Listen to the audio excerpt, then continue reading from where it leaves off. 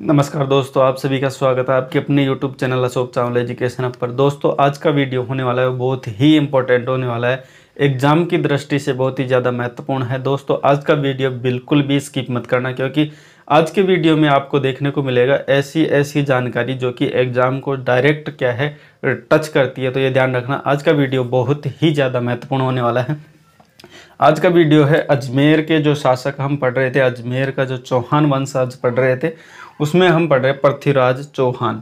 देखिए, मोस्टली आज हम ये ही पढ़ेंगे, क्योंकि कल हमने जो वीडियो पढ़ा था वो विग्रहराज चतुर्थ में पढ़ा था। देखिए, विग्रहराज चतुर्थ के बाद जो शासक हुआ था वो बीच में विग्रहराज चतुर्थ का जो भाई था सोमदेव या फिर सोमेश्वर, वो हुआ था। उसके बारे में थोड़ी बहुत जानकारी लेंगे, उसके बारे में जो इतने एग्जाम से संबंधित प्रश्न बन सकते थे उसके साथ हम बात करेंगे, और उसके बाद हम पृथ्वीराज पे आएंगे।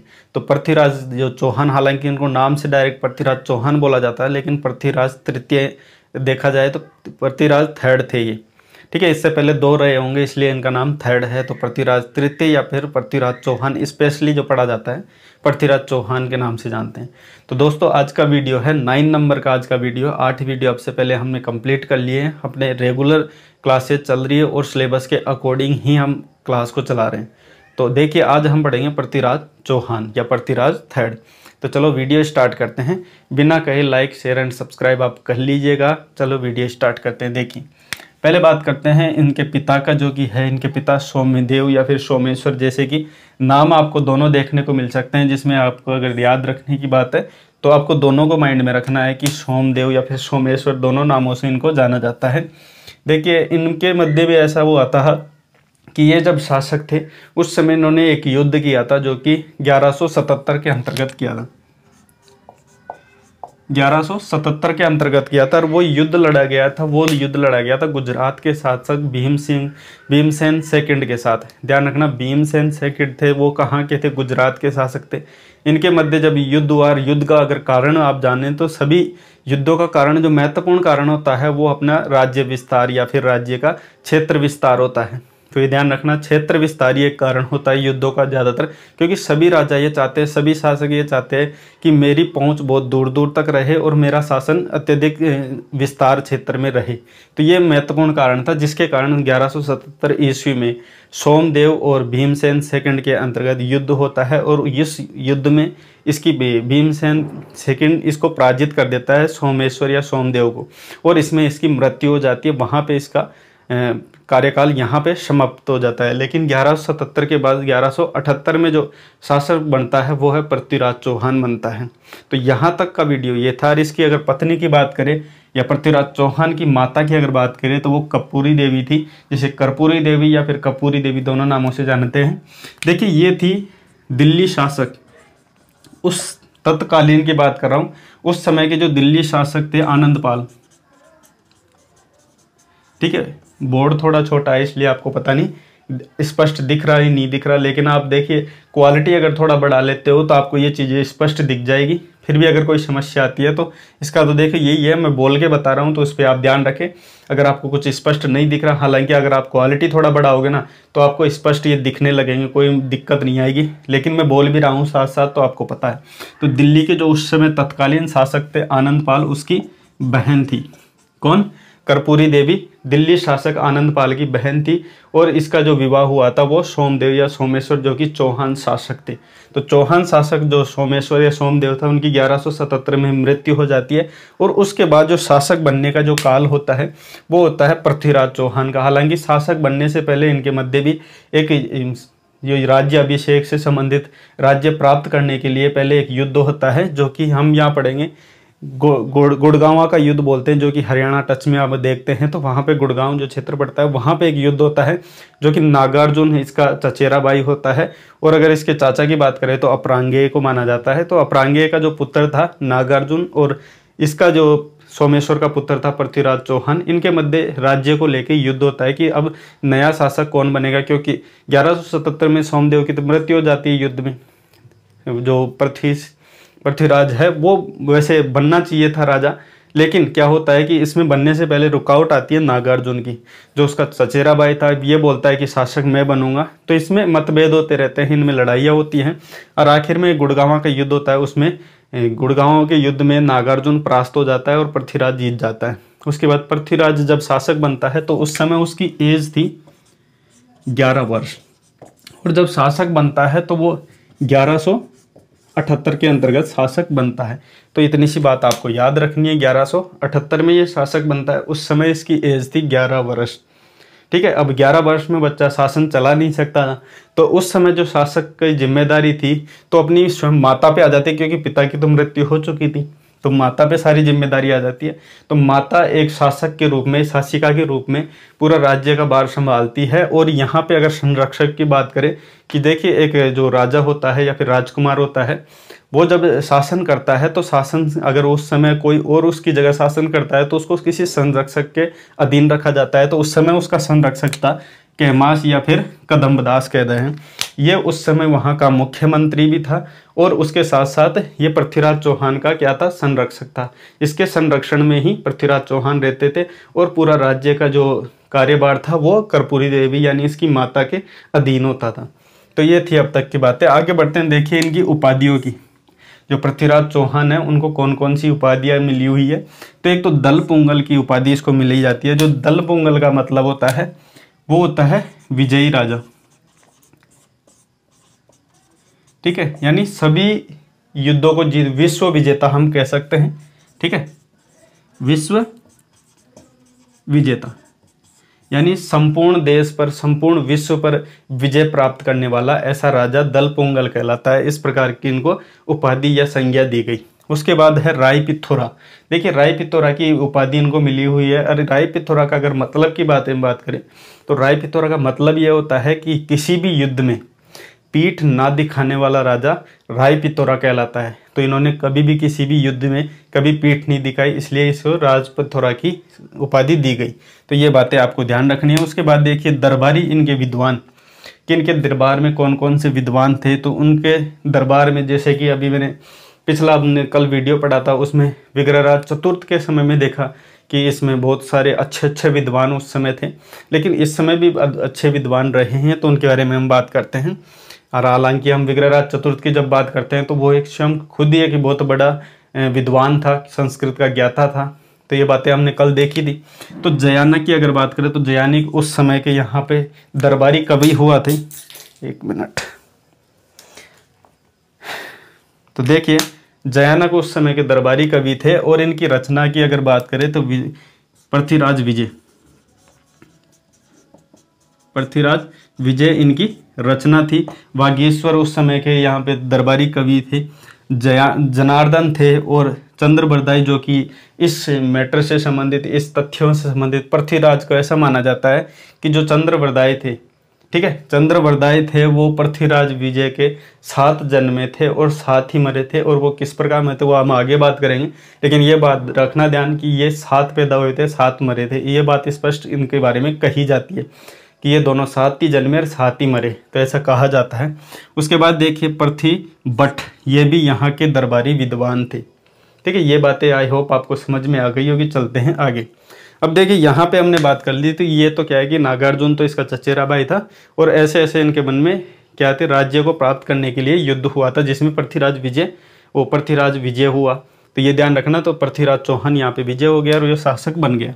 उसके बाद देखिए जब बात करते हैं, जो मोस्टली देखिए बताने को, तो अगर आपको इतिहास ऐसी चीज़ है, अगर आप डिटेल से इसको पढ़ो ना तो जितने खड्डे हो दो उतने ही यहाँ पे मिलता रहता है, बहुत कुछ मिलता है। तो अपने को तो इतनी चीज़ें पढ़नी हैं जैसे आपके सिलेबस के अकॉर्डिंग हो और आपको एग्जाम में ये देखने को मिल जाए। ऐसा नहीं हो कि आप ये चीज़ें पढ़ भी लो और उसके बाद आपको इसमें से कोई प्रश्न बने तो आपको समझ में नहीं है, या फिर आपको ऐसा लगे कि ये अपने जो पढ़ा था उससे बाहर है। तो ऐसा भी नहीं हो। तो हम जो चीज़ें लेके चल रहे हैं वो एग्ज़ाम की दृष्टि से और अपने सिलेबस के अकॉर्डिंग चल रहे हैं। इससे बाहर मेरे हिसाब से इसमें कोई आता है प्रश्न तो इससे बाहर नहीं जाएगा, अगर आपने कंप्लीट बात अगर बिना स्किप के सुनी होगी तो।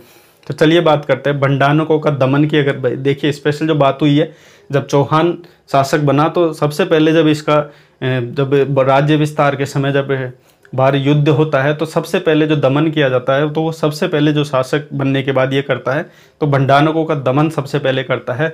अब भंडारकों की बात आती है तो देखिए भंडारक क्या कौन थे।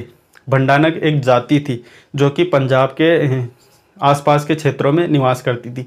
अब पंजाब के आसपास क्षेत्र राजस्थान के थोड़े टच में थे, तो जब यहाँ पे जब पृथ्वीराज क्या है कि जब संपूर्ण राजस्थान का क्या है कि प्रभावशाली शासक था, तो अपने राज्य विस्तार बहुत ही अधिक क्षेत्र तक रखता था।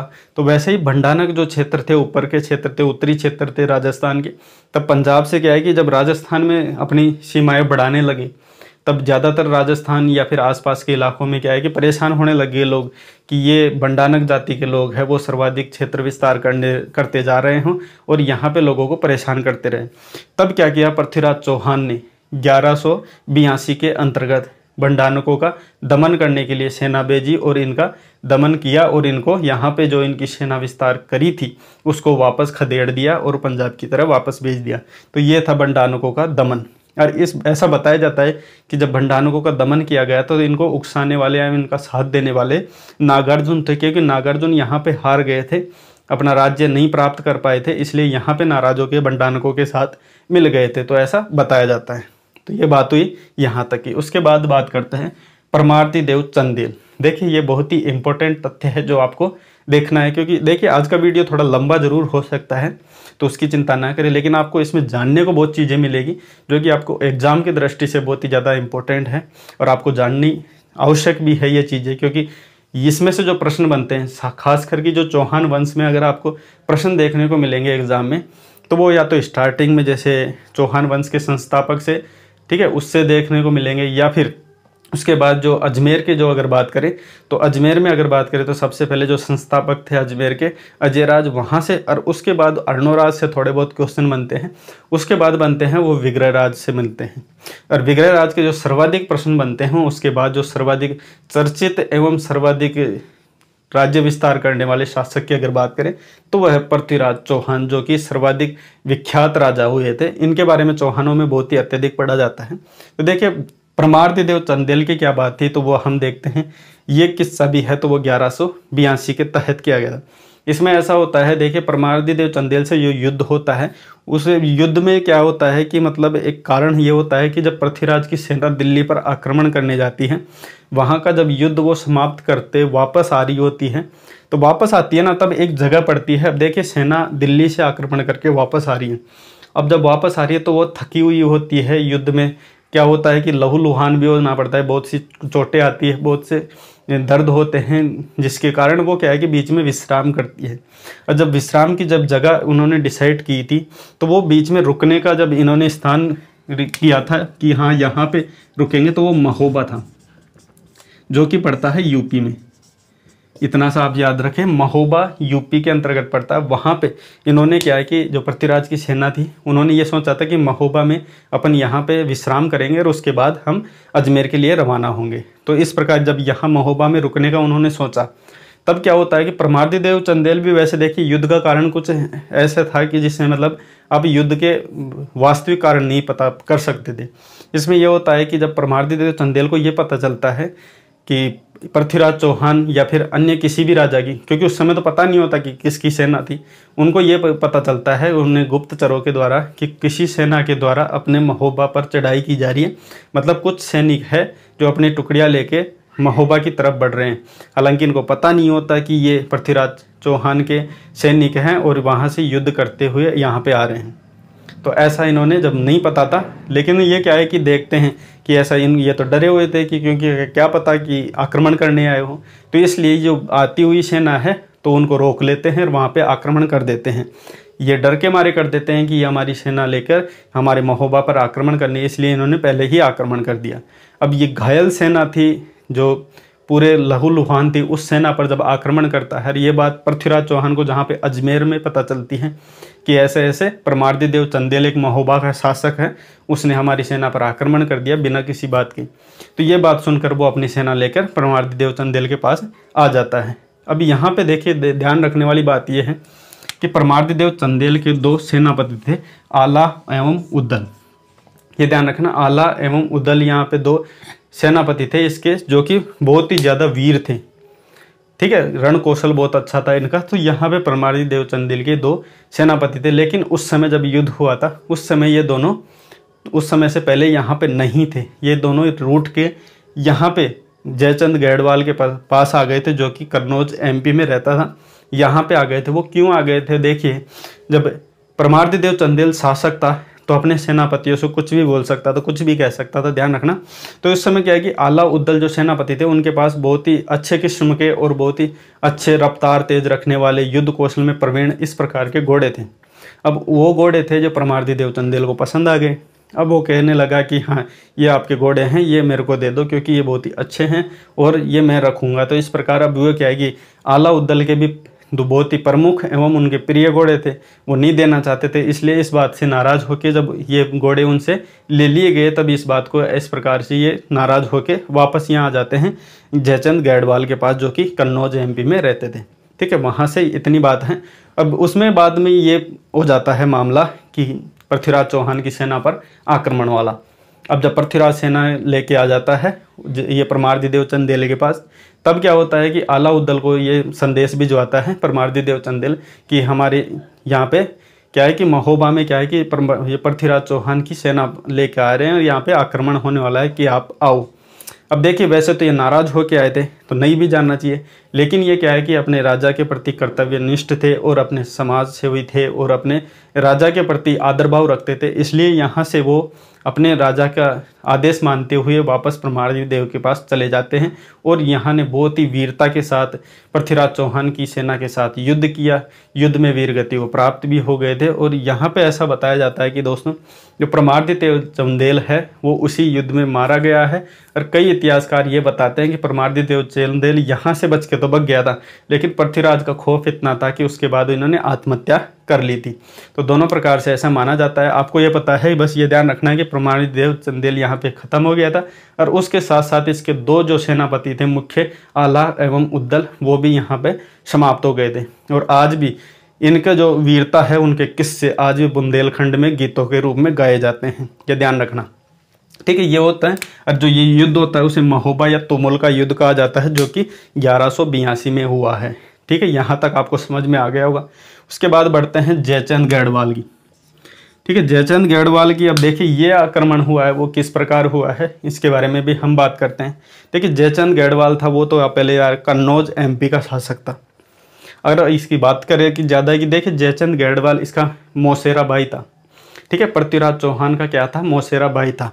अब क्या होता है कि जो जयचंद गैडवाल की जो पुत्री थी संयोगिता, ठीक है यहाँ पे मैंने लिख रखा है, संयोगिता जो जयचंद गैडवाल की पुत्री थी, ये क्या है कि अपने ननिहाल, जो कि कहाँ पे था? दिल्ली में, वहाँ पे चली जाती है। और उसके बाद क्या होता है कि जो पृथ्वीराज चौहान है वो भी अजमेर से छुट्टियां मनाने या फिर कुछ भी समझ लीजिए, वो क्या है कि दिल्ली चला जाता है, वो अपने ननिहाल। दोनों ननिहाल में दिल्ली होते हैं और ये आपस में मिलते हैं और इनके बाद में फिर प्रेम संबंध बनता है। और जब ये प्रेम प्रसंग जब चलता है, ये चीज़ें जब गैडवाल को पता चलती है, जयचंद गैडवाल को, तब ये क्या है इस बात से नाराज होता है, रुष्ट होता है और अपनी बेटी संयोगिता को दिल्ली से कहाँ ले आता है? यहाँ पे कन्नौज में ले आता है, एमपी में ले आता है। और उसके बाद वहाँ पे जो पृथ्वीराज चौहान थे वो भी वहाँ से दिल्ली से अपने कहाँ पे? अजमेर आ जाते हैं। अब इसमें बीच में क्या होता है कि जब बहुत ज़्यादा समझाइश होती है जयचंद गैडवाल के द्वारा, अपनी पुत्री संयोगिता को बहुत ज़्यादा समझाया जाता है। जब जयचंद के समझाने के बाद भी संयोगिता नहीं समझती है, तब सोच लेता है जयचंद गैडवाल की ये चीज़ें तो ऐसे ख़त्म होने से रही, तो उसका एक स्वयंवर निर्धारित कर देता है और जो भी आसपास के जितने भी राजा थे, शासक थे, उन सभी को स्वयंवर में बुला लेता है। ठीक है, ये संयोगिता का स्वयंवर होता है और संयोगिता को इस बात की पूरी जानकारी नहीं होती है, लेकिन जब ऐसा होता है तो सभी शासक आ जाते हैं। लेकिन इसमें क्या करता है कि जयचंद गैडवाल होता है वो सभी शासकों को तो बुलाता है, लेकिन अपमानित करने के लिए जो अजमेर के जो शासक थे पृथ्वीराज चौहान, उनको नहीं बुलाता है। जब वहाँ पे नहीं बुलाता है तो उनका अपमान होता है, लेकिन उनको नहीं बुलाते हुए यहाँ पे स्वयंवर का कार्य पूरा करवा लेता है। अब क्या होता है उसमें, जब संयोगिता है उसको जब स्वयंवर के लिए बुलाया जाता है, तब स्वयंवर के लिए जो उसको बुलाया जाता है तो उसको एक हार दिया जाता है और उसको ये कहा जाता है कि आप जिस भी शासक के गले में ये हार डालोगे वो आपका पति या वर आपका माना जाएगा। तो इस प्रकार बहुत से राजा थे, आसपास के शासक थे, वो आए हुए होते हैं। और इसमें क्या करता है कि वैसे तो पृथ्वीराज को नहीं बुलाकर जयचंद गैडवाल ने वैसे भी बहुत बड़ा ऐसा कर दिया था उनकी बेइज्जती के रूप में, लेकिन एक और बेइज्जती उसके मतलब बदला लेने के लिए ये किया कि जब वो उनका राजमहल था, उस राजमहल के जो गेट था, मेन गेट, जहाँ पे वो चप्पल वगैरह खोलते थे, वहाँ पर क्या हुआ, पृथ्वीराज की एक मूर्ति स्थापित करवाई और वहाँ पे रख दिया। तो सभी शासक देखे कि पृथ्वीराज चौहान की मूर्ति यहाँ पे है, मतलब इनका बहुत ही ज़्यादा अपमान था। लेकिन जब संयोगिता जब स्वयंवर के लिए आती हैं तो वो क्या करती हैं, जो माला होती है, हार होता है, वो किसी राजा अन्य राजाओं पर ना पहनाते हुए जो मूर्ति थी पृथ्वीराज की उसी को पहना देती है। तो इससे ये होता है कि जो स्वयंवर होता है वो कंप्लीट हो जाता है और जो संयोगिता है और पति के रूप में या वर के रूप में पृथ्वीराज चौहान को स्वीकार कर लेती है। अब बाकी जो राजा थे वो सभी नाराज होते हैं इस बात के, जब आपकी बेटी ने पहले से ही वर निर्धारित कर रखा था तो हमारे को क्यों बुलाया गया था, हमारी बेइज्जती करने के लिए क्यों बुलाया गया था। क्योंकि वो भी बड़े बड़े राज्यों के शासक थे तो वो भी आए होते, तो अपने आपको अपमानित महसूस करते हुए वो जयचंद गैडवाल को बहुत खरी खोटी सुनाई। और इस बात से रुष्ट होकर जयचंद गैडवाल ने जो संयोगिता है उसको साइड में ले गए और उसको एक कमरे में बंद करके रख दिया और उसको साइड में रख के और उसको बोल दिया कि जयचंद गैडवाल ने कि आप यहाँ पे रहो और अब ऐसी बातें कुछ नहीं होगी। इस बात का जब पता वहाँ पे चलता, देखिए सभी शासकों के गुप्तचर होते थे, तो ये बात पता चल गई कहाँ पे, पृथ्वीराज चौहान को अजमेर में। अब अजमेर में पृथ्वीराज चौहान को ये बात पता चली तो वो अपनी सेना लेके, कुछ सैनिक टुकड़ियाँ लेके वहाँ पे जयचंद गैडवाल यानी कन्नौज आ जाते हैं। और यहाँ पे आने के बाद क्या करते हैं कि वो संयोगिता को उठा के, देखिए उठा के लेकर अपने साथ चले जाते हैं। और जयचंद गैडवाल के साथ जब थोड़ी बहुत मतलब युद्ध का ऐसा प्रकरण होता है तब वो कुछ नहीं कर पाते क्योंकि वो सेना के साथ आए थे और उसके बाद वो संयोगिता का उठा कर वहाँ से लेकर चले जाते हैं। तो ये थी जयचंद गैडवाल से संबंधित ये स्टोरी, जो कि हालांकि आपने पुराने बहुत से वीडियो हैं, बहुत से यूट्यूबर है इस चीज़ को बढ़ा चढ़ा के बताते हैं, तो वही है, सेम स्टोरी है, कोई दिक्कत नहीं। आपने पढ़ रखी तो बहुत अच्छी बात है। बाकी सिलेबस के अकॉर्डिंग आपको पता होना चाहिए और आपकी जो पढ़ा हुआ है उसका भी रिविजन हो जाए, इसलिए चीज़ें मैंने वापस से बताई हैं। तो जयचंद गैडवाल को अब देखिए क्या होता है कि ये तो हो जाता है, वो लेकर चला जाता है। अब क्या हुआ कि जब वो उसके सामने से, जयचंद गैडवाल के सामने से जब अपनी बेटी को नहीं रोक पाता और पृथ्वीराज चौहान अपने संयोगिता को वहाँ से उठा के लेके चला जाता है। अब यहाँ से उठा के लेके चला गया, वो कुछ नहीं कर पा रहा था, मतलब उसकी जो शक्ति है पृथ्वीराज के सामने क्या थी, थोड़ी क्षीण हो चुकी थी। अब जयचंद गैडवाल ये सोच रहा है साहब, मतलब अपने तो कि कुछ कर नहीं पाए इसके बारे में, तो अपन क्या करते हैं किसी और भी ज़्यादा प्रभावशाली शासक से मिल जाते हैं और उससे मिलके हम पृथ्वीराज से बदला लेते हैं। तो उस समय दिल्ली के जो शासक थे मोहम्मद गौरी, उस समय वो उससे संबंध बना लेते हैं कि आप जब ये राज्य जीतोगे तो वो मेरे को दोगे, क्योंकि मेरी बेटी को वो उठा के लेके जाए तो इस बात का मेरे को बदला लेना है। तो ये जयचंद गैडवाल क्या है, उसके साथ मिल जाता है मोहम्मद गौरी के साथ, और ये क्या है, पृथ्वीराज के साथ गद्दारी कर लिया जाता है। तो ये बातें हैं। देखिए एक चीज़ ये कही जाती है जयचंद गैडवाल के संबंध में या फिर जयचंद के बारे में कि ये कहा जाता है कि जब ऐसी कोई गद्दारी करता है या फिर इतिहास में जब गद्दारों का नाम लिया जाता है तो उसमें जयचंद का स्पेशल नाम लिया जाता है। उसमें ये कहा जाता है कि गद्दार तो क्या है, जयचंद ही होते हैं, इस प्रकार कहा जाता है। तो ये ध्यान रखना, जयचंद को गद्दार कहा जाता है, तो यानी जो गद्दार वाले काम करते हैं वो जयचंद ही करते हैं या जयचंदों द्वारा गद्दारों वाला काम किया जाता है। तो गद्दार के रूप में जयचंद का नाम स्पेशलिस्ट में लिया जाता है। तो देखिए इन्होंने गद्दारी ये की थी, तो ये मोहम्मद गौरी के साथ मिल जाता है अपने बेटी के लिए, अपने गुस्से के कारण।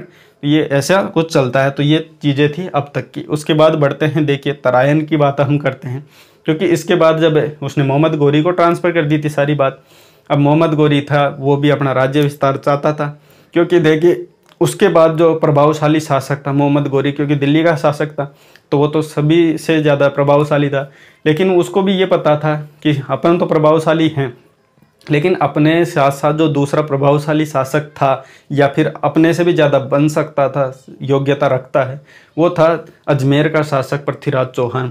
तो उसको भी इस बात का डर था और अपना राज्य विस्तार भी करना था। पृथ्वीराज को भी ये था कि मैं भी दिल्ली का शासक बनूं और अपना राज्य विस्तार करूं। दोनों की लालसा थी, अपना राज्य विस्तार दोनों चाहते थे। इस वजह से इनके मध्य क्या है कि तराइन में युद्ध होता है, जो कि 1191 में होता है, जो कि प्रथम युद्ध कहा जाता है। तो ये तराइन के अंदर होता है। और देखिए ये जो तराइन का युद्ध होता है उसमें क्या होता है कि जो पृथ्वीराज की तरफ से जो सेनापति होते हैं वो था खांडेराव एवं गोविंदराज। ठीक है, इनके मध्य जब तराइन में, जो कि हरियाणा के मध्य पड़ता है, तो हरियाणा में जो स्थान है तराइन का, वहाँ पे ये युद्ध होता है। और वहाँ पे जब युद्ध होता है तब इसमें क्या होता है, दोनों सेना आमने सामने होती है, बहुत ही भीषण युद्ध होता है, घमासान युद्ध होता है।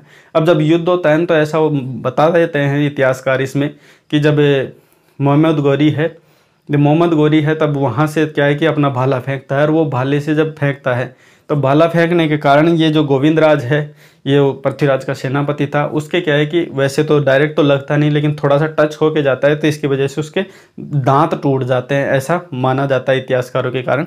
तो देखिए यहाँ पे गोविंदराज के दांत टूट जाते हैं, और इसी के बाद जब दांत टूटने के बाद ये खतरनाक वाला युद्ध करता है, क्योंकि अब बेइज्जती हो गई, दांत टूट गए, तो उसके बाद पूरी पृथ्वीराज की सेना इसके बाद तगड़ा युद्ध करती है। और जब ये युद्ध बहुत अच्छे से करती है, क्योंकि चौहान सेना थी, बहुत ही प्रभावशाली सेना थी, अत्यधिक वीर थे इसमें।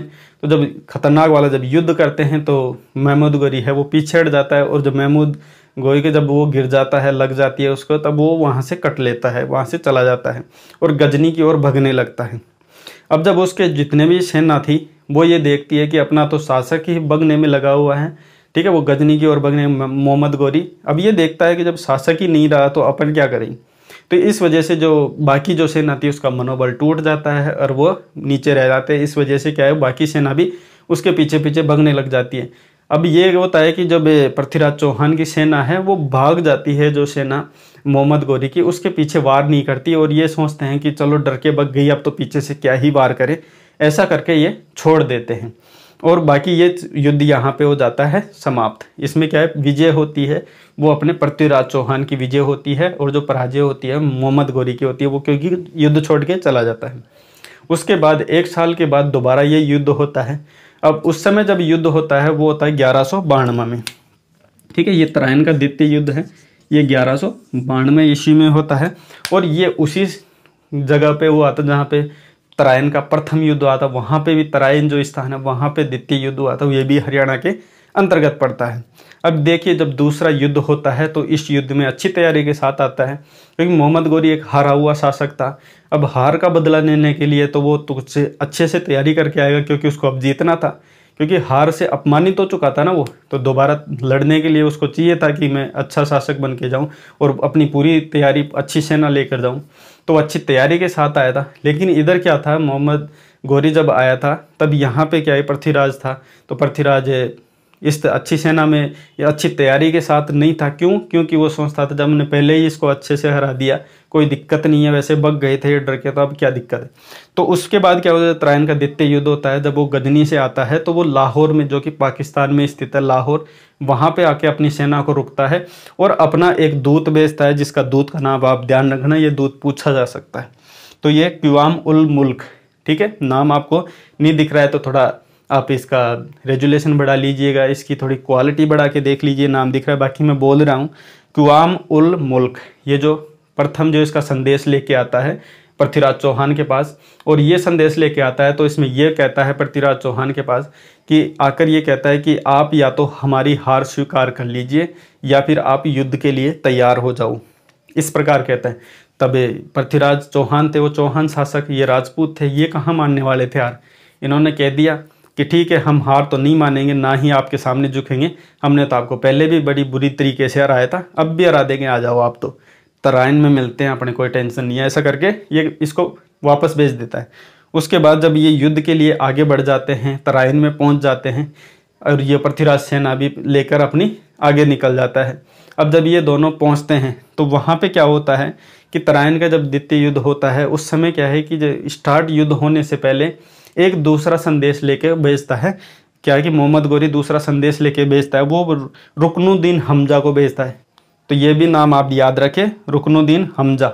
ये क्या है कि दूसरा संदेश लेके आता है और पृथ्वीराज को कहता है कि देखिए, हम वैसे तो युद्ध करना नहीं चाहते, ठीक है, हमने आपको संधि के लिए बोला था कि अगर आप संधि करना चाहे तो बहुत अच्छी बात है, क्योंकि युद्ध से कुछ नहीं होगा। तो ऐसा करो कि अगर आप संधि करना चाहो तो आप, ठीक है, क्योंकि हमारी यही रही है नीति, क्योंकि वो तो छल कपट करना चाह रहे थे, इसलिए ऐसी बातें कर रहे हैं। तो उन्होंने कहा कि हम तो वैसे ही बोल रहे थे, हम तो आपसे युद्ध नहीं करना चाहते, हम तो संधि करना चाहते हैं। लेकिन पृथ्वीराज थे, वो थे मतलब अच्छे से तड़े हुए थे, क्योंकि उनको तो युद्ध करना था, उनको पता है पहले भगा दिए थे, हम तो दोबारा भगा देंगे। इस करके वो ऐसे बोले कि नहीं, हमको कोई संधि नहीं करनी, आप तो युद्ध करो। तो इसमें क्या है, रुकनुद्दीन हमजा जो दूसरा संदेश लेके आए, तो उन्होंने ये कहा कि ठीक है, हम युद्ध करेंगे, लेकिन हम युद्ध करने से पहले हमारे शासक के जो दूसरे बड़े भाई हैं वो कहाँ पे हैं, गजनी में हैं, तो उनको एक बार हम पूछ लेते हैं कि हमें यहाँ पे संधि नहीं हो रही है तो हम युद्ध करेंगे। तो इस प्रकार से वो कुछ समय मांग लेता है और कुछ समय मांगने के बाद वो ऐसे बोल देता है, ठीक है। पृथ्वीराज सोचता है कि ठीक है, समय ले लो, कोई दिक्कत नहीं है, हम जब आप युद्ध करोगे तब हम कर लेंगे, कोई दिक्कत नहीं, आप बता देना।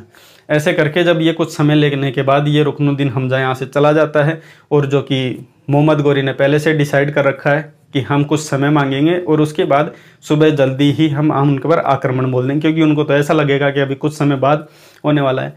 तो जब ऐसा होता है, ये स्थिति बनती है, तब पृथ्वीराज अपने सैनिकों में, सेनापतियों में, सभी में कह देता है कि अभी तो वो गजनी भेजेगा अपने सेनापति को, दूत को, और वहाँ से जो निर्णय आएगा उसके बाद वो युद्ध करेंगी।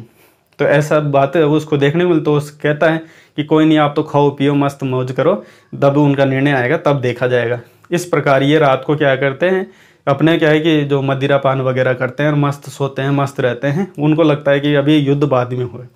जब ये क्या होता है कि जब मोहम्मद गोरी की पहले से चाल थी कि हम तो ऐसा करेंगे, और उसके बाद रात की रात ही वो अपनी सेना की टुकड़ियों को, जितने भी राजपूत शासक थे, चौहान शासक थे, जितने भी सेना थी, वहाँ पे वो इकट्ठे हो जाते हैं और रात को आ जाते हैं। और सुबह जैसे ही सुबह का समय होता है, सुबह 4 बजे की बात है, सुबह 4 बजे जैसे ही वो उठते हैं अपनी नित्य क्रिया के लिए, उसी समय, क्योंकि उनके पास हथियार वगैरह उस समय कुछ नहीं थे, सुबह सुबह तो क्या करेगा हथियार का लेगी। तो चौहान किसी भी सेना के सेनानायकों या सेना के पास, किसी के पास भी कोई हथियार नहीं था उस समय। सुबह 4 बजे मोहम्मद गोरी अपनी सैनिक टुकड़ियों को पास में लाकर सुबह 4 बजे वहाँ पे हमला कर देता है। और उसी के साथ क्या है कि अब तैयार नहीं थी चौहान सेना, तो हार का मुंह देखना पड़ा। इस समय वो पराजित होती है। अब देखिए यहाँ पे पराजित हो जाती है तो कई प्रकार से इनकी मृत्यु बताते हैं।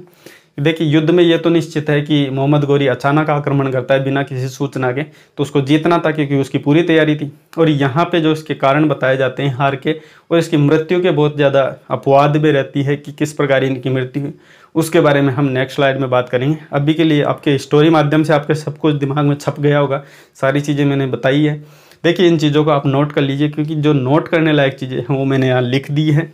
फिर भी अगर बाकी चीज़ें आप लिखना चाहते हो, मैंने पूरी स्टोरी बता दी है, उसमें क्या पॉइंट्स इंपॉर्टेंट है एग्जाम की दृष्टि से, आप पूरी स्टोरी के अनुसार आप लिखते रहे पॉइंटों को, बाकी स्टोरी आपको याद हो ही गई होगी। ठीक है, बाकी अगर नहीं होती है तो एक बार आप वीडियो दोबारा से देखिए, स्टोरी आपकी एक बार छप जाती है ना, तो ये चीज़ें आपको नॉर्मली याद हो जाती है। तो बाकी याद रखने लायक इसमें जो जो चीज़ें हैं, वो नागार्जुन का जो दमन किया था वो 1178 में, और भंडारकों का दमन किया था वो 1182 में, और परमादिदेव चंदेल को जो उसने पराजित किया था बहुत याद है 1182 में ही। और एक इंपॉर्टेंट चीज़ें जो इधर में देखी, इनकी देखिए उपाधियों पर विशेष ध्यान देना है। दल पोंगल की उपाधि इनको दी जाती है, विश्व विजेता इनको कहा जाता है। राय पिथौरा युद्ध में कभी भी पीठ नहीं दिखाने वाला शासक कहा जाता है। और इनकी ये ध्यान रखना, ये संरक्षक थे, ये ध्यान रखना संरक्षक कौन थे इनके, कैमास या फिर कदमदास इनको कहा जाता है, जो कि पृथ्वीराज चौहान के संरक्षक थे। और इनका जो राज्यभार संभालते थे, इनकी माता संभालती थी कपूरी देवी, और ये कपूरी देवी थी वो दिल्ली शासक आनंद पाल की कहती बहन थी। और इनके पिता सोमेश्वर या फिर सोमदेव थे, जो कि 1177 ईस्वी में जो भीमसेन थे, उनके भीमसेन द्वितीय, उनके युद्ध के कारण वो मारे गए थे। और भीमसेन द्वितीय थे वो गुजरात के शासक थे। तो ये ध्यान रखना, यहाँ पे मैं लिख देता हूँ भीमसेन सेकंड गुजरात। ठीक है, ये जो शासक हुआ था वो इसके समय में 1177। इसमें क्या होता है, सोमदेव या सोमेश्वर की मृत्यु हो जाती है, उसके बाद शासक ये बनता है। तो ये चीज़ें आप एक बार नोट कर लीजिए। उसके बाद नेक्स्ट स्लाइड में देखते हैं इनकी मृत्यु के कारण, और जो जो ये बताया जाता है कि इसके हार के क्या क्या कारण थे उनके बारे में। हाँ तो दोस्तों अब देखते हैं इनकी कौन कौन सी मृत्यु के कारण जो शासक, जो पुराने इतिहासकार वो बताते हैं, और कौन कौन से इसके हार के कारण हैं वो हम देख लेते हैं। ठीक है, पहले देखिए इनकी मृत्यु के कारण कौन कौन से बताए जाते हैं, कौन कौन से इतिहासकार क्या क्या इनके मृत्यु को लेकर तथ्य देते हैं। तो इसमें देखिए अगर हम्मीर महाकाव्य की अगर बात करें तो इसमें ये बताता है पहले इसको वहाँ पे कैद किया गया और उसके बाद उसको मृत्यु दी गई। अगर बात करते हैं फरिश्ता, देखिए ये सीधे फैक्चुअल क्वेश्चन है जो आपको याद ही करने हैं। फरिश्ता अगर मिन्हास उल सिराज, इसकी अगर बात करें, ये दोनों मुस्लिम जो लेखक थे, मुस्लिम जो शासक थे, उनके अधीन रहते थे। तो ये युद्ध से भागते हुए मारने को बताते हैं कि जब युद्ध होता है तो पृथ्वीराज डर के मारे युद्ध से भागते हैं, उससे में मारा गया था। तो देखिए ये चीज़ तो हम वैसे भी नहीं मान सकते इस चीज़ को, क्योंकि जब पृथ्वीराज चौहान जब हमने अभी पढ़ा है तो उसमें हमने देखा है कि पृथ्वीराज को ये कहा राय पिथौरा कहा गया है। राय पिथौरा मतलब कभी भी युद्ध में पीठ नहीं दिखाने वाला, तो ये चीज़ तो हो ही नहीं सकती कि वो युद्ध से भाग रहे थे। ठीक है, तो ये चीज़ है विदेशी या फिर मुस्लिम जो लेखक थे उनके द्वारा लिखी गई है, जो कि मोहम्मद गोरी की तरफ से ही थे। आगे बात करें, देखिए अबुल फजर इसमें क्या कहता है कि इसकी मृत्यु किस प्रकार हुई। तो ये कहता है गजनी ले जाकर मारना। क्यों ये कहता है, जो अबुल फजल है वो ये कहता है कि इसको पहले गजनी ले जाया गया और गजनी ले जाने के बाद इसकी मृत्यु कर दी गई। और उसके बाद बात करते हैं पृथ्वीराज रासो। देखिए पृथ्वीराज रासो है, ये मानता है, जो पृथ्वीराज चंद्रवरदाई ने लिखी है, और चंद्रवरदाई क्या था, पृथ्वीराज चौहान का ही मित्र था। अब देखिए मित्र है तो अच्छे से जानता होगा इस चीज़ को, लेकिन देखिए ये जो बताते हैं वो ये बताते हैं कि इन शब्द भेदी बाण, ठीक है, इसका मतलब ये है शब्द भेदी बाण का मतलब कि एक ये स्पेशल जो क्वालिटी होती है किसी में कि शब्द सुनकर उसके प्रति क्या है अनुक्रिया करके बाण चलाना। तो इस प्रकार की एक कला बताते हैं जो कि इसके अंतर्गत बताते हैं पृथ्वीराज चौहान के अंतर्गत। ये बात है चंद्रवरदाई के द्वारा बताई गई, जो अपनी पृथ्वीराज रासो जो अपना ग्रंथ है उसमें बताई है। देखिए इसमें क्या होता है कि जब ये युद्ध होता है, युद्ध जब से ही समाप्त होता है, पृथ्वीराज चौहान की सेना जब पराजित होती है तो पृथ्वीराज को ले जाकर कहाँ पे गजनी ले जाया गया और गजनी ले जाकर इसको कैद कर दिया गया। और कैद करने के बाद ऐसे बताया जाता है कि एक बार इसको उपस्थित किया गया गजनी दरबार में। अब जब गजनी दरबार में ये इसको उपस्थित करवाया गया तो इसको बोला गया था कि अपनी नीचे नजरें रखो, यानी नजरें अपनी नीचे रख के बात करो। अब ये था चौहान शासक, राजपूत शासक था, तो ये कैसे नीचे नजरें करता, इसलिए इसकी आंखें यहाँ पे फोड़ दी जाती है, ऐसा बताया जाता है इतिहासकारों के द्वारा। और फिर इसको ऐसा कहने के बाद इसको वापस कैद में डाल दिया जाता है। जब पुनः दरबार लगता है तो दरबार में पृथ्वीराज को बुलाया जाता है, तब बुलाकर इसको आंखें फोड़ दी ये खबर सुन के है क्या होता है कि जो इसका मित्र था चंद्रवरदाई, ये क्या है गजनी पहुंच जाता है। अब इन दोनों को उपस्थित किया जाता है दरबार के अंतर्गत। तब क्या है कि दरबार के अंदर उपस्थित करवाया जाता है, तो मृत्यु दंड देने के लिए वैसे इनको उपस्थित किया जाता है। लेकिन चंद्रवरदाई क्या कहता है कि मेरा मित्र क्या है शब्द भेदी बाण चला सकता है, ऐसी इसमें कला है। तो वो सोचे शब्द भेदी बाण क्या होता है, तो ये चंद्रवरदाई इसमें बताता है कि जो मेरा मित्र है पृथ्वीराज, वो क्या है मेरे जो मैं शब्द बोलूँगा, हालांकि इसकी आंखें फूट चुकी है ये देख नहीं सकता, लेकिन अगर मैं इसको कुछ शब्द बोलूँ और शब्द को जैसे कि मैं बोलता रहूँगा और ये शब्द को पकड़कर उसी तरफ बाण चलाएगा जैसा आप निशाना बताओगे।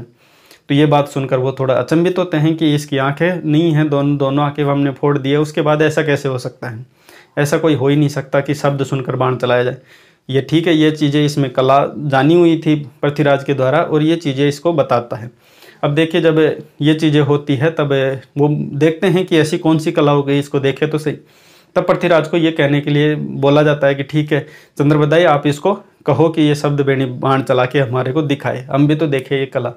इस प्रकार जब ये चंद्रवरदाई इसको बोलता है, अब देखिए ये चीज़ें हालांकि बहुत बार आपने पढ़ी भी होगी, लेकिन ये है कि जब पृथ्वीराज को ये चंद्रवरदाई इसको संकेत देता है तो उसमें ये एक पंक्ति बोलता है कि 4 बांस 24 गज अंगुल अष्टपरमा ताऊ पर बैठे सुल्तान मत चूक चौहान इत्यादि। ये जो पंक्ति है ये चौहान को कहता है, यानी पृथ्वीराज चौहान को कहता है। और ये बातें जो होती है तब ये चंद्रवरदाई ये बोलता है कि ये बात ये तो मैंने बताई है कि 4 बांस 24 गज, मतलब 4 बांस के ऊपर 24 गज, ऊपर उसके ऊपर 24 गज, और अंगुल अष्ट यानी 4 अंगुल अष्ट यानी 8 अंगुल ऊपर, यानी अंगुलियाँ होती है उसको अंगुल बोला जाता है, और अष्ट होता है 8, तो 8 अंगुल ऊपर, यानी उसकी दिशा नहीं पता थी इसको, जो पृथ्वीराज चौहान है उसको दिशा नहीं पता होती किस दिशा में है। उसको ये तो पता चल गया भाई 4 बांस 24 गज और उसके 4 आंगल ऊपर, या मतलब 8 आंगल ऊपर, सॉरी 4 नहीं 8 है, 8 आंगल ऊपर वहाँ पे क्या है बैठा हुआ है जो गजनी का सुल्तान है मोहम्मद गोरी, वो बैठा हुआ है।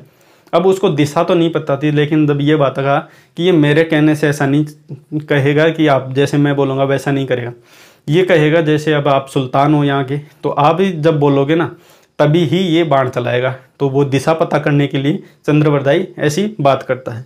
अब उधर से मोहम्मद गोरी है, वो बोलता है कि ठीक है हाँ मैं बोलता हूँ, आप शब्द बेटी बाण चलाओ। जैसे ही वो बोलता है तो पृथ्वीराज था उसको सारा कुछ पता था, इतनी ऊपर है उसको दिशा थी, बोलने से पता चल गई कि हाँ इस दिशा में है, वो सीधा तीर चला देता है, इस दिशा को परख लेता है और उसी के साथ वहाँ पे मोहम्मद गोरी की मृत्यु हो जाती है, ऐसा बताया जाता है। और उसके बाद ये कहते हैं कि चंद्रवरदाई है उसने अपनी कटार निकाली और पहले तो पृथ्वीराज का गला काटा, उसको मारा और उसके बाद खुद पर भी जो अपना खंजर है वो चला लिया।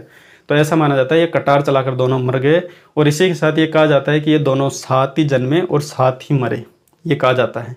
तो ये चीज़ थी जो कि इसको मरने के जो कारण बताया जाता है। हालांकि ये जो चंद्रवरदाई यानी पृथ्वीराज रासो के अंतर्गत लिखा हुआ है, इसको सरासर गलत मानते हैं इतिहासकार। वो इसलिए मानते हैं क्योंकि ये इसका मित्र था तो इस बातें लिख सकता था, और जैसे बताते हैं कि इसके बाद भी इनके शासन के प्रमाण मिले हैं, ठीक है, तो इसलिए ये चीज़ को गलत बताते हैं, ठीक है। उसके बाद देखिए गोपीनाथ शर्मा की अगर बात करें तो देखिए गोपीनाथ शर्मा वो कहते हैं कि ये तो आपने ऐसे ही बता रखा है कि पृथ्वीराज वहाँ पे मर गया था, नहीं ऐसा नहीं हुआ था। उसके बाद तो इनके हाथ में सिक्के भी देखने को मिले हैं।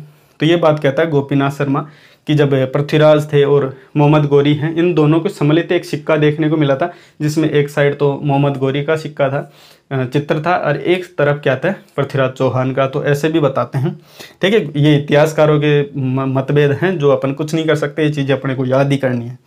उसके बाद एक बताते हैं कि सम्मिलित शासन भी इन्होंने किया है, हालांकि अपन नहीं मानते, क्योंकि देखिए सम्मिलित शासन कैसे हो सकता है जब इनका इतना घमासान युद्ध हुआ है। तो सम्मिलित शासन की भी इसमें बात देखने को मिलती है। अब देखिए हार के कारण, देखिए जब उसने बहुत अच्छे से, अपने को पता है जब तराइन का प्रथम युद्ध हुआ था तब मोहम्मद गोरी को आसानी से हरा दिया था पृथ्वीराज चौहान, लेकिन सेकंड में क्यों हार गया? जब इतनी अच्छी सेना थी, इतने अच्छे राजपूत सैनिक थे, उसके बाद भी ये सेना क्यों हार गई थी?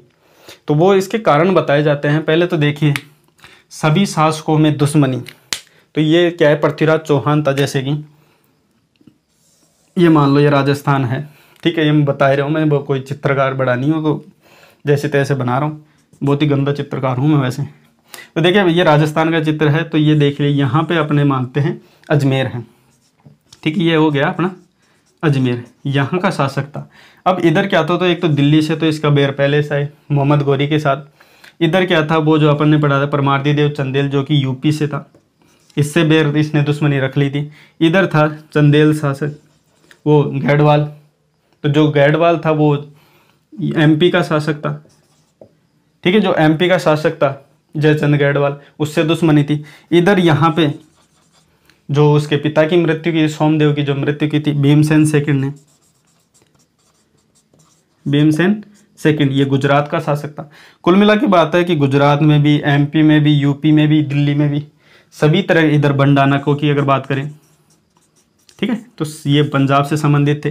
तो ये लगभग सभी जगह तो अपनी दुश्मनी करके बैठा था। तो ये भी एक हार का कारण बताया, क्योंकि जब आपको ने पढ़ा है, अभी ये मैंने बताया था कि जयचंद जो गैडवाल था, ये बदला लेने के खिलाफ किसके साथ, मोहम्मद गोरी के साथ मिल जाता है, ठीक है। मोहम्मद, अब आप जब बाद में पढ़ोगे तो ये भी देखोगे कि मोहम्मद गोरी इसको बोल तो देता है ठीक है, मैं पृथ्वीराज को जब हराऊंगा तेरी बेटी तेरे पास आ जाएगी और इसका जो राज्य है अजमेर का वो मैं तेरे को दे दूंगा, ऐसा कर कह के उसको मिला तो लेता है। लेकिन बाद में क्या है, इसको भी ये टपका देता है, कुछ नहीं मिलता है इसको। इसलिए बोलते हैं कि जो अगर गद्दारों की जहाँ बात होती है वहाँ पे जयचंद जैसे लोग ही गद्दारी करते हैं। तो मतलब जयचंदों की एक संज्ञा दे दी कि गद्दार ही होते हैं जयचंद। तो इस प्रकार ये कहा जाता है कि जो जयचंद गैडवाल था वो गद्दार माना जाता है। तो ये तो दुश्मनी का कारण था। दूसरा देखिए युद्ध की तैयारी नहीं करना। अब युद्ध की तैयारी क्यों करेगा भाई, जब तराइन का प्रथम युद्ध इतनी ईजी से जीत गए थे, इतनी आसानी से जीत गए बिना कुछ तैयारी किए हुए, तो दूसरे में क्यों तैयारी करेगा, ठीक है, ये भी एक कारण था। दूसरी बात ये थी कि आमोद प्रमोद में व्यस्त, यानी मस्त खाते थे, मस्त पीते थे, क्योंकि उस समय जो शाही था वो आप जानते हो मदिरा पान हुआ करता था, तो हमेशा मदिरा पान में मस्त रहते थे। क्यों? क्योंकि जब पहला युद्ध जीत गए तो सेकंड की तैयारी क्यों करनी, इतनी आसानी से जीत गए, नॉर्मल शासक था मोहम्मद गोरी, तो उनको ये लगा था। तो ये भी एक कारण था। उसके बाद देखिए दुश्मन को कम आंकना, तो कम ही आंक रहे थे, ये बातें दर्शाती भी है। उसके बाद ये संयोगिता से प्रेम प्रसंग, तो ये सबसे बड़ा कारण माना जाता है कि क्योंकि जब ये होता है, इसका जो मित्र होता है, इनका जो साथी होता है, और एक सेनापति भी था गोविंदराज, वो इसका मित्र होते हुए उसको ये समझाता है कि आप जो संयोगिता से प्रेम प्रसंग है उसको थोड़ा साइड में रखो और आने वाले युद्ध होने वाला है जो मोहम्मद गोरी के साथ, उस पर ध्यान दो, क्योंकि वो चीज़ें आपको प्रभावित कर सकती हैं। लेकिन उसको समझाने के बाद भी नहीं समझता और ये कहता है कोई नहीं, और भाई साहब ये तो लिप्त थे अपने संयोगिता के साथ में, तो क्यों इस बातों पर ध्यान देंगे, ठीक है, भाई साहब प्यार में डूबे होते, इसलिए ये चीज़ें ध्यान नहीं दिए, और ये भी एक हार का कारण इतिहासकार बताते हैं। उसके बाद देखिए जो सामान्य कारण थे उसमें ये था कि पृथ्वीराज प्रयोग करते थे हाथियों का, और यहाँ पे जो मोहम्मद गोरी करता था वो घोड़ों का। अब घोड़े थे वो बहुत स्फूर्ति वाले होते हैं, थोड़ी तेजी से भगने वाले थे। हाथी थे वो एक जगह पे युद्ध करने वाले होते हैं, इतनी स्फूर्ति इनमें होती नहीं थी। और ये कारण ये था कि यहाँ पे जो चौहान शासक थे वो भारी हथियारों का प्रयोग करते थे, भाला वगैरह इत्यादि, और यहाँ पे ये करते थे हल्के हथियार यानी तलवार वगैरह। तो ये भी एक कारण थे जो कि यह देखने को मिलते हैं। बाकी ये देखिए सब चीज़ें मेरे हिसाब से कंप्लीट है। हालांकि आज वीडियो थोड़ा लंबा ज़रूर होगा, लेकिन ये चीज़ें ज़रूरी थी आपको समझानी, तो ये चीज़ें मेरे हिसाब से कंप्लीट हो गई। और देखिए चौहानों में अगर जो सर्वाधिक प्रश्न बन सकते तो वो विग्रहराज से, और ज़्यादातर जो प्रश्न बनते हैं वो पृथ्वीराज चौहान से ही बनते हैं। तो आई होप ये चीज़ें सारी आपके साथ कंप्लीट हो गई होगी। और देखिए कल मैंने हालांकि सारी बात बता दी थी, लेकिन फिर भी कुछ बच्चों के कमेंट आ रहे थे, तो वो भी मैं बात करता हूँ। पहले एक बार इसका स्क्रीनशॉट ले लो, उसके बाद बढ़ते हैं आगे।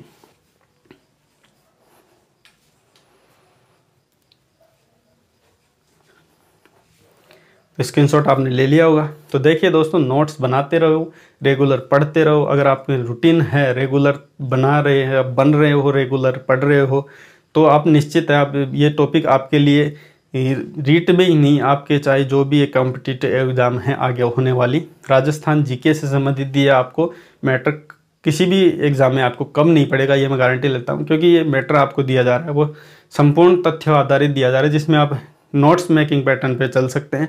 सारी चीज़ें आप नोट्स में आधार पे बना सकते हैं, और बाकी स्टोरी में आपको समझा ही देता हूँ। तो जो चीज़ आपको जहाँ पे अगर प्रॉब्लम आती है तो वो मेरे को कमेंट के माध्यम से बता दिया करो। बाकी देखिए दोस्तों, ये चीज़ें थी आज की जो क्लास थी। लंबी ज़रूर हुई है, लेकिन इसमें हमने संपूर्ण कवर कर लिया। हालांकि जब मैं चाहता तो 1-2 क्लास में बना सकता था, लेकिन मैंने सोचा एक में ही इंक्लूड कर देते हैं, ताकि एक जब वीडियो बनता है तो उसमें संपूर्ण जानकारी रहती है तो वो ज़्यादा अच्छी रहती है, क्योंकि 2 वीडियो में अलग अलग डिवाइड हो जाती हैं। तो इसलिए एक वीडियो रखा है। आई होप ये वीडियो आपको पसंद आएगा। और देखिए दोस्तों, लाइक कमेंट शेयर आप बिना कहे करते रहिए। और रही बात, देखिए कुछ बच्चे लाइव की बात कर रहे थे। लाइव की देखिए मैंने बताई है, मैं गांव में रहने वाला एक साधारण लड़का हूं। तो गांव में क्या है तो लाइट का फिक्स नहीं है, लाइट कभी भी आती है कभी भी चली जाती है, तो लाइव में वो चीज़ें मेंटेन नहीं कर सकते। और बाकी इतनी सुख सुविधा या फिर हम कह सकते हैं इसके लिए जो क्लास के लिए जो सुविधाएँ होनी चाहिए थी वो भी अभी पूर्ण तरीके से अपने पास नहीं है। सामान्य जो सुविधा है उसके साथ ही पढ़ा रहा हूँ। तो ध्यान रखें, आपकी क्लासें आपको सोमवार से शनिवार रेगुलर मिलती रहेगी। रेगुलर दोपहर 1 बजे हैं जो आपको मिल जाती है, क्लास अपलोड हो जाती है।